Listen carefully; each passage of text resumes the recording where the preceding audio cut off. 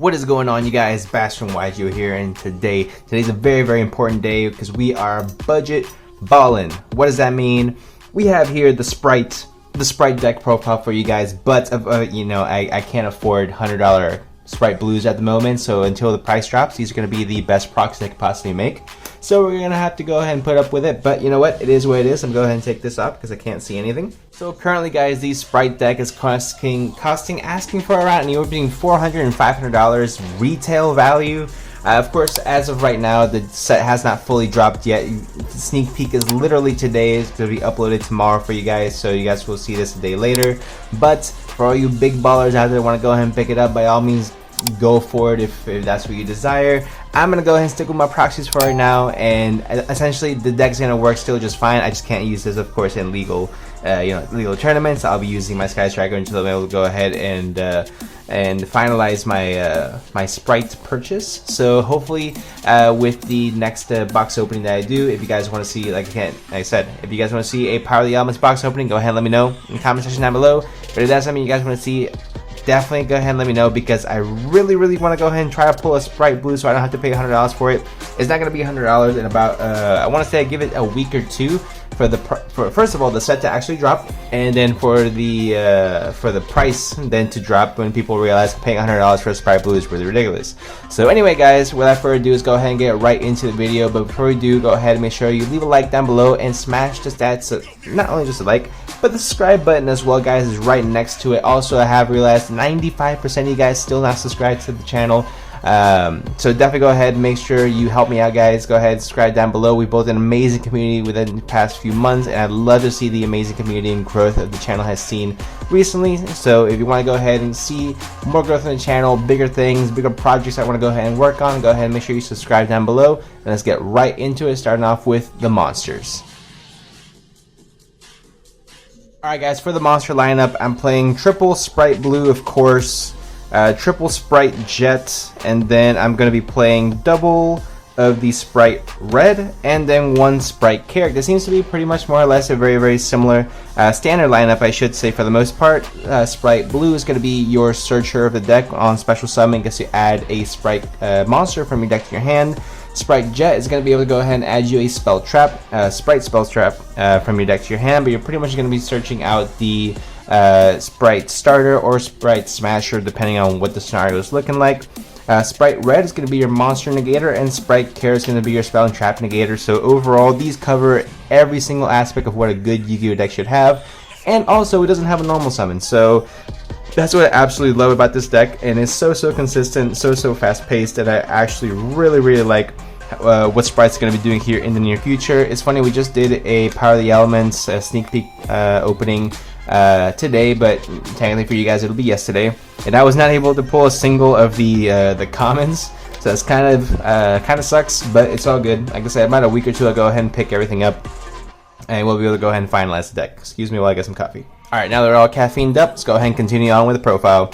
I chose to go with the Deep Sea Diva package just because I really like having access to Halki Firebrax. I feel like it gives you a bit more different lines of play, whereas compared to Nimble Beaver, Nimble Beaver is still a really good card and a fantastic option, especially in the grind game, because it can special summon other Nimble monsters from the graveyard as well, so it has that versatility. Again, it has a really good grind game compared to Deep Sea Diva, can only special summon from the deck, but it helps to get Halki Firebrax on board, which then special summons a tuner, which could potentially be another Deep Sea Diva, or you could actually special summon Ghost Ogre, which I believe can actually activate her effects by triggering herself from the graveyard, sending herself from the hand or field to the graveyard in order to activate the effect. It is not a discard, that's why it's really good. Next, for the Frog package, of course, we're playing triple swap, one Rodent Totem and one Dupe Frog, and that's gonna be it for the engine cards, guys. This is the so consistent. This is like the most consistent deck I've played in a very long time. No need for prosperity as well, which is really awesome in the deck, and we'll get that when we get to the spell cards. But this deck is such gas, man. It's such straight gas. It's really cool. It's just, like I said, I love how fast paced it is. I mean, being able to play Deep Sea Diva to get out the Halki Firebrax and gives you access to Ghost Ogre, Deep Sea Diva as well, which is now level 2, which they're going to use to go ahead and either use for a Link material or XE summon, and just being able to abuse Swap Frog as well to then be able to abuse Totally Awesome is really cool as well. So I definitely really like this deck.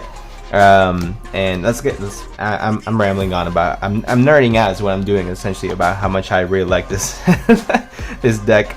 For the hand traps, guys, we're playing triple Ash. We're playing Gamma Package. What? Gamma Package, double Ogre, and double DD Crow. So the theory behind this, guys, is that Cyframe Gamma is a beautiful card in this deck, not only because it's one of the most impactful hand traps in the new format, I should say, not current just yet, but in the new format, because the second you hit any type of like really big problematic card your opponent controls, normally it's going to be a monster, and normally it's going to hurt quite a bit. Hitting the Aluber, hitting the Moye or the Long Yuan, if you want to go ahead and activate that first, hitting if you're going to be playing up against this, hitting the gigantic Spright, I should say, getting it off the board so you don't have a link, any level 2, rank 2, or link 2 to continue special summoning. And then with tier elements, you gotta make sure you pick exactly which one you're going to be able to hit, but it really depends on the scenario at the time.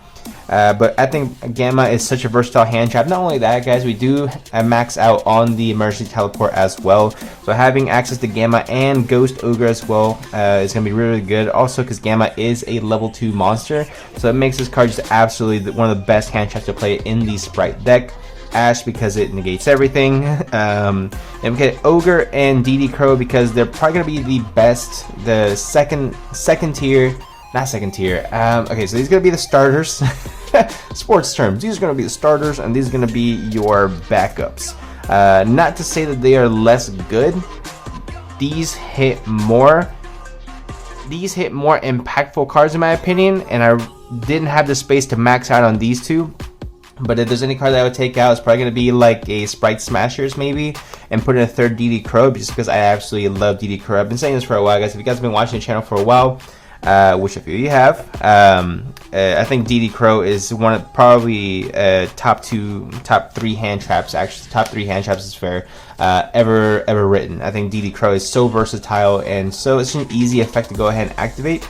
But DD Crow is very simple in its design, and honestly, it's one of the best hand traps ever written, hands down. But that's gonna be it for the monsters, guys. And now on to the spells. For the spell lineup, guys, we play 3 copies of the Spright's starter, 1 copy of the Spright Smasher, 3 copies of Emergency Teleports, 3 copies of Triple Tactics Talents, 3 copies of Dark Ruler No More, and 1 copy of Called by the Grave. So you may have noticed the card missing here. Where is Crossout Designator? Now, the very straightforward answer to that is number 1, I don't have it. But number 2, realistically, in testing on YGO Pro, because we all have access to YGO Pro, all cards are free, I really did prefer having Triple Tactics Talent over Crossout Designator. Yes, Crossout Designator is phenomenal in the mirror match and against any type of specific hand traps, but realistically, everyone's going to be main decking Dark Ruler No More, as well as other types of hand traps as well. So you can expect your board to be broken, so I'd rather have Triple Tactics Talents to refuel my hand and activate Pot of Greed essentially when my opponent wants to activate a monster effect during my main phase, because then that lets me go ahead and again refuel my hand. I have more resources and more follow-up for that next turn as well. So I think Triple Tactics Talent I would definitely put over Crossout Designator in my personal opinion. And then we still have the 1 Called by the Grave, which is pretty much going to be stapled mandatory in any matchup, because this hits every single deck really hard, especially with tier elements coming out with being so graveyard reliant. This is going to be super clutch going first or second, so definitely want to go ahead and max out on the 1 copy of the Called by the Grave. And that's actually going to be it for the main deck, guys. 42 card main deck. I wanted to cut it down to as close to 40 as possible, but unfortunately I could not get to 40 exact. So 42 is what I'm sticking with right now. Anything more, and I would think it would halt the consistency of the deck that much more. If you want to play 44 cards and play a 3rd copy of Ogre and a 3rd copy of DD Crow, you can definitely do so, but I just think the consistency is you're just gonna see a lot of just hand traps in your hand, and you do still want to see a lot of your engine.